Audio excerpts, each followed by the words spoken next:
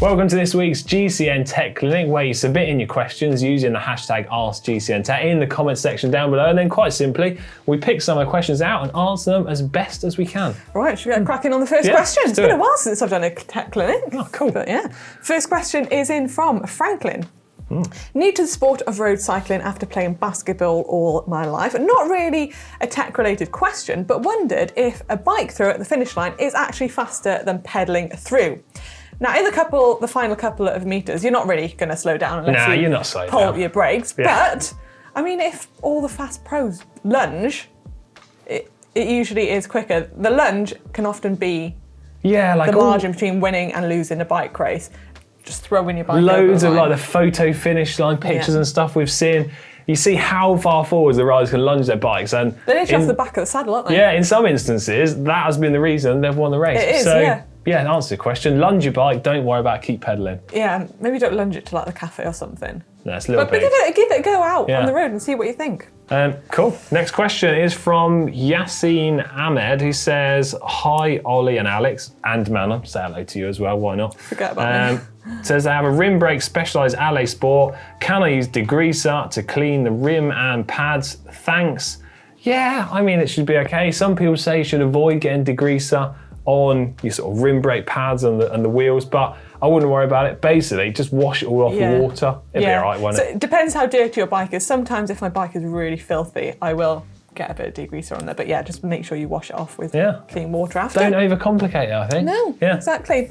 Next up is from James. Heard on Si's 10-mile time trial challenge video that being on the drops is actually less aero than being on the hoods. Begs the question as why do we have the drops? Surely it would save significant weight and drag to not have that section of the bars there. I mean, the drops are great for sprinting on, aren't they? Yeah, they are.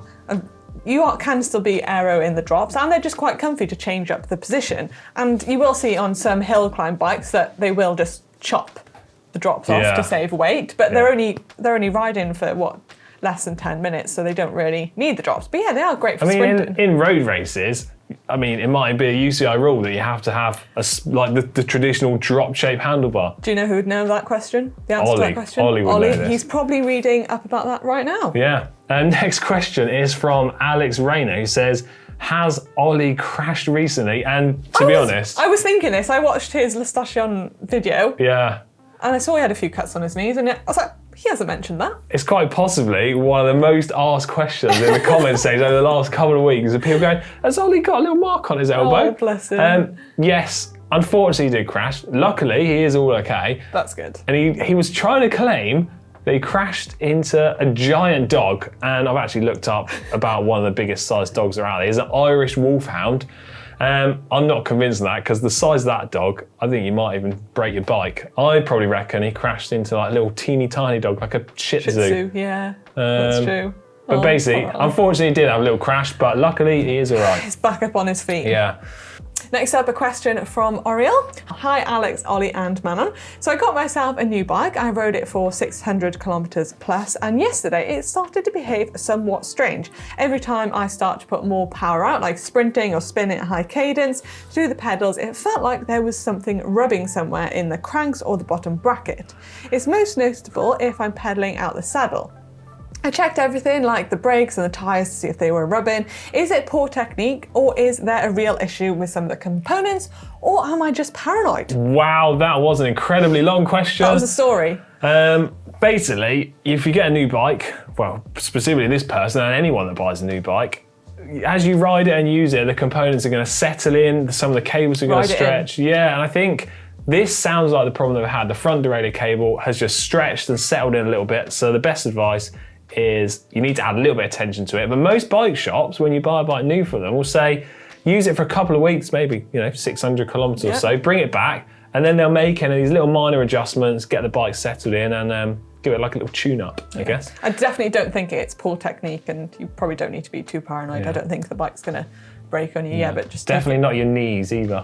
I hope it's not your knees rubbing on the frame. Oh, that'd be painful. Next question is from Sheer Brown, who says, hi guys, I'm trying to get more practice in pulling up on the pedals, but I feel I'm not in the best position to engage that muscle group.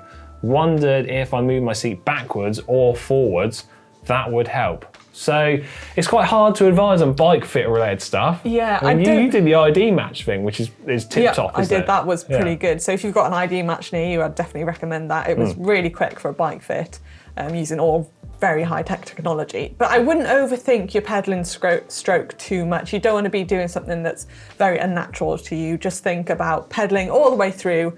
Yeah, you might need to start engaging different muscles, but that'll just come with riding more. You might need to do some off-the-bike exercises too. Oh, yeah. Not talking about, big squats in the gym, just like resistance work before your ride to engage the muscles so they work when you're on the bike. Someone once told me that if you are someone who has maybe a poor pedaling technique, say that your leg that's returning up isn't sort of lifted at all, effectively your force pushing down on this pedal is just helping to lift this one up.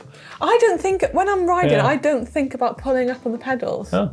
Well, maybe you've just got a great technique at that. Yeah, and I think the more you ride the bike, the smoother and nicer your pedaling will be. Now, I think I had quite a nice pedaling technique when I was riding professionally, but now, because I don't ride as much, kind of lost it a little bit.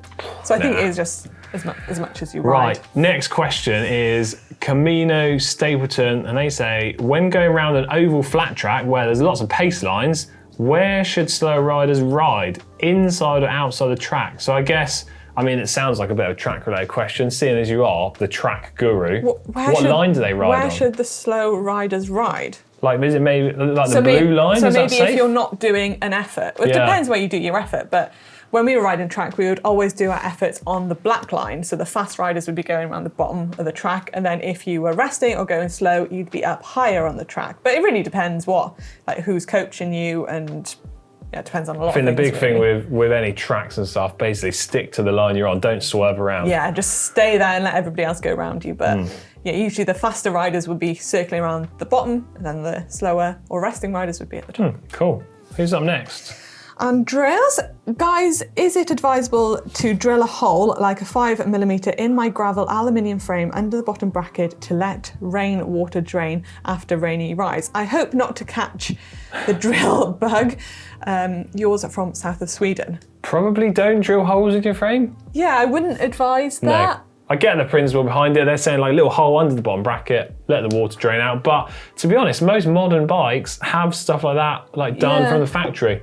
So I probably wouldn't advise drilling holes in your frame, especially if it's quite a new bike. What would you do to let the water?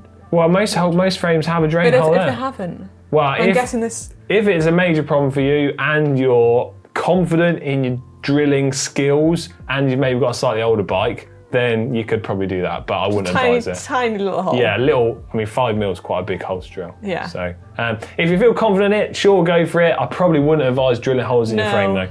God, I couldn't bring myself to drill a hole in my bike. Yeah, certainly not a carbon bike. Right, and our last question this week is from Lim Anonymous. Interesting name. So if they're to change from Ultegra Di2 group set to a mechanical 1051 group set of the people, what parts can I keep and what parts do I need to change? So yeah, if you are changing from an electronic group set to a mechanical one, there are quite a few parts that cross over. So we've got a little list of parts here actually that you can keep. So things like your chain, your cassette, your cranks. What else? We've got calipers, bottom bracket. But if you are going to go to the mechanical, you're going to need things like new shifters, new mechs, cables, basically all of the hardware to set it up. There's loads of parts that you need to buy. Some of it's interchangeable, some of it's not. And you also need to check your frame's compatible, don't you? Yes, you do. I feel like most people would go from mechanical to Di2. Interesting to see why you'd want to go the other way. Maybe just wasn't a fan. Yeah, maybe wasn't a fan of electronic. Yeah. Decided to go mechanical. But yeah, lots of the components will cross over, but quite a lot of it you'll need to buy new. And the main thing, double check that your frame is compatible. Yeah, so you don't want to do all that work, buy all those new bits that you need and then find out that you can't even put it on. Well, that's it for this week's Tech Clinic. Hope you enjoyed it. If you have, let us know in the comment section down below. And crucially, if you have another question, get it into the comment section down below. All the questions down below, bike related or not. See ya.